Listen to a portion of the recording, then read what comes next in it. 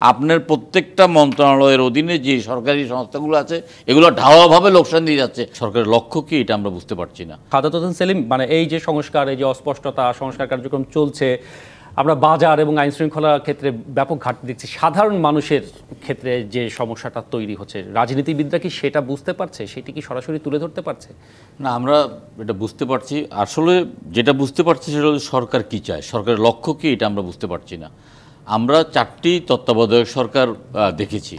আপনার বিচারপতি শাহাবুদ্দিন, বিচারপতি লতিফুর রহমান, বিচারপতি হাবিবুর রহমান এবং আপনার মিস্টার ফখরুদ্দিন, 3 জন বিচারপতির নেতৃত্বে যে তত্ত্বাবধায়ক সরকার, তাদের সুনির্দিষ্ট লক্ষ্য ছিল একটা নির্বাচন করে তারা চলে গেছেন এবং সেই নির্বাচন গ্রহণযোগ্য হয়েছে।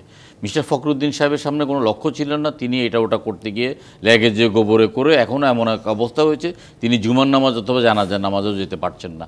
লক্ষ্য হারিয়ে ফেলেছেন এবং শেষ পর্যন্ত বাধ্য হয়ে ছেড়ে দেমা কেঁদে বাদে চলে গেছেন।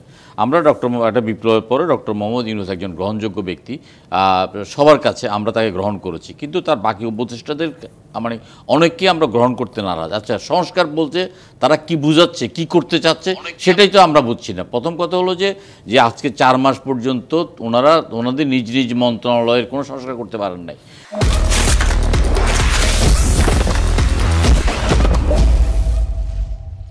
এই যে দুর্মূল্যের উদ্যোগতি, মানুষের যে নাবিশ্বাস, গতকালকে একটা ব্যাংকে গিয়েছি, 8-10 জন একদম কর্মকর্তা কর্মচারী এসে বলছেন যে আমরা যে টিপিএস করছি ওগুলো ভেঙে ভেঙে খাচ্ছি।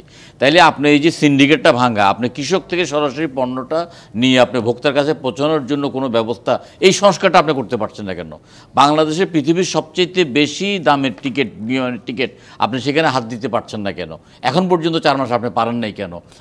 আপনার পাকিস্তান থেকে অথবা ইন্ডিয়া থেকে একজন শ্রমিক মধ্যপ্রাচ্যে যেতে 50,000 টাকা লাগে, আপনার 5 লক্ষ টাকা লাগছে, আপনি সেই সংস্কারটা কেন করতে পারছেন না? আপনার প্রত্যেকটা মন্ত্রণালয়ের অধীনে যে সরকারি সংস্থাগুলো আছে এগুলো ঢালাওভাবে লোকসান দিয়ে যাচ্ছে, আপনি সেই সংস্কারগুলো করতে পারছেন না কেন? আপনি সংস্কার কমিশন করেছেন, সংস্কার কমিশন সংস্কারের একটা রূপরেখা দেবে, আমরা জাতীয় ঐক্যের ভিত্তিতে সেটা গ্রহণ করব এবং নির্বাচিত সরকার সেটা বাস্তবায়ন করবে। আমরা দলগতভাবে বারবার বলে আসছি, আপনি 30শে জুনের মধ্যে নির্বাচনটা দেন। আপনি যত প্রলম্বিত করবেন তত সমস্যা হবে।